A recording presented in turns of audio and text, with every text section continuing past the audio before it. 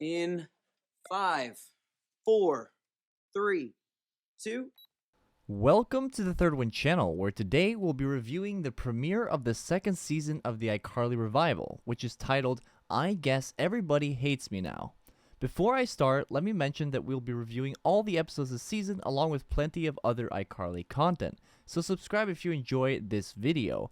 Here's your quick spoiler warning for episode 1. Okay, now let's dive into this episode. So at the end of season 1, we're left with a pretty serious cliffhanger, with two guys admitting feelings for Carly, Wes, and Bo. Along with Freddy, they're speechless. The season 2 premiere takes us directly into 2 months after that cliffhanger. We immediately learn a few things in the first few scenes. A. Freddy's parasite is gone. Oh, you mean my penis parasite? Haha. Carly did not have feelings for either Wes or Bo. Wes and Bo started a show called The Whoa Bro Show, very bro, and labeled Carly the Ice Queen. The internet hates Carly, and Freddy has been working on his app, which will have a big launch party. So the events of the last 2 months are quite clear. Carly has been dealing with the fallout of breaking two guys' hearts. Freddy has been working tirelessly on the app, and Wes and Bo have come together for a show, ironically, as Carly wanted to be in a show with Bo. Now, let's talk about some key plot points and events in this episode. A. Carly is dealing with the hate she has received, and because of this, Carly and Freddy start fake dating, and we get lots of live webcasts. Next thing, B. Freddy's launching his new app, and as a result of that, Spencer and Millicent are organizing a party, and Freddy ends up finding a new love interest. And lastly, C. Harper is dealing with her long-term relationship. Now, let's talk about what happened in this episode, and let's do it through the characters' viewpoints. Let's start with Carly. Carly has had to deal with the hate she received of breaking Wes and Bo's heart. The solution she comes up with is, once again, to be honest and apologize live on the internet. However, when confronted by Wes and Bo's immaturity, Carly launches Unplanned Phase 2, announcing a new boyfriend. Oh no. Freddy steps up and announces himself as her boyfriend, which is a truly wow moment. The plan works until it doesn't, and when Carly sees others around her being hurt by her actions, she, for a third and final time, is completely honest live, asking her fans to hate her and not anyone else. You can hate me. I mean, at least you'll be hating me for the truth. Please don't hate me. I really liked Carly this episode. She did a lot of things right. Honesty is always where Carly ends up in the end historically, and this felt appropriate. It's going to be fun to see how Carly overcomes and grows from this. Next, let's talk about Freddy. So, Freddy is on the up and up from rock bottom, having rid his parasite, launching a new app, and beginning a new romantic relationship. Among other things, it seems that things are going well. He remains true to his morals by helping his best friend Carly in need, while continuing to be a good father to Millicent, despite his busy and successful endeavors. It seems Freddy's relationship with Millicent has gotten better as well, as she didn't stab at him once this episode. I also love how oblivious Freddy was to the fact that the pet therapist was into him. Oh, I can't let you take the fall for this. This is your launch party. Don't you see? This is the answer to your problem. People love a woman scorned, but they don't love a woman angry. Only men get to do that. Next, a character that's really growing on me, Harper.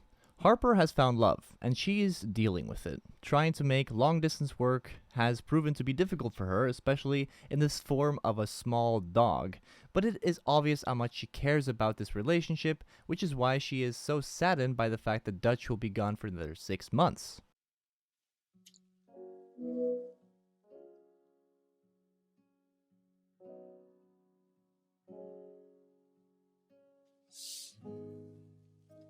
Oh.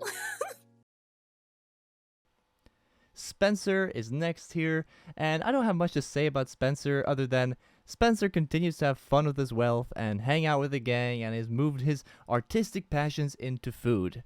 Not so good.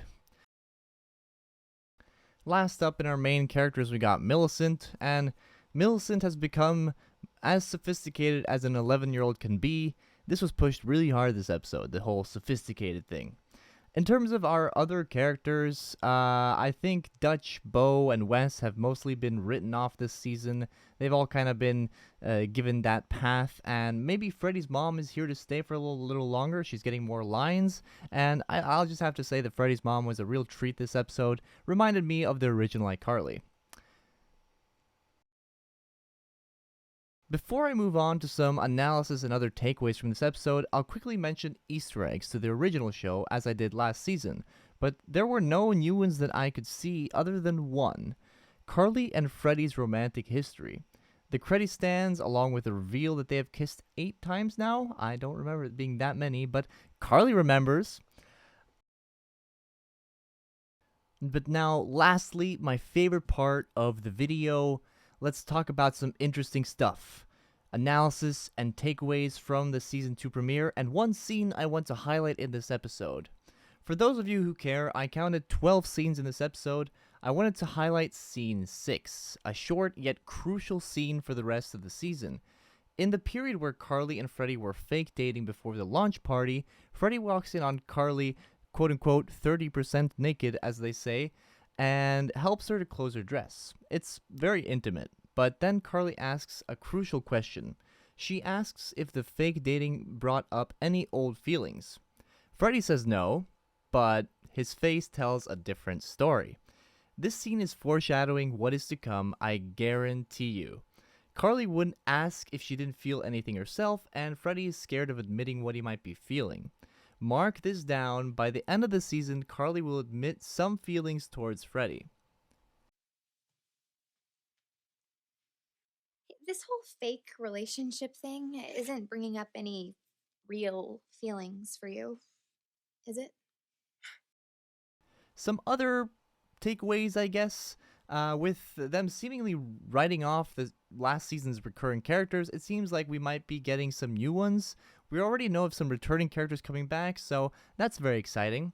I love to see that Carly prioritized those close to her over her following, which she actually seems more distant to than ever. And lastly, I want to bring up, how rich is Spencer? Like, do nothing rich? Like, when are we going to see him do something more? You know, not just lounge around? I don't know. Just a point. But alas, questions for a different time. I want to sum up this review by saying that this season's pilot was great. Good story, good character work, entertaining, and moving closer to the style of the original, which I like. This season is feeling better than the first, to be honest.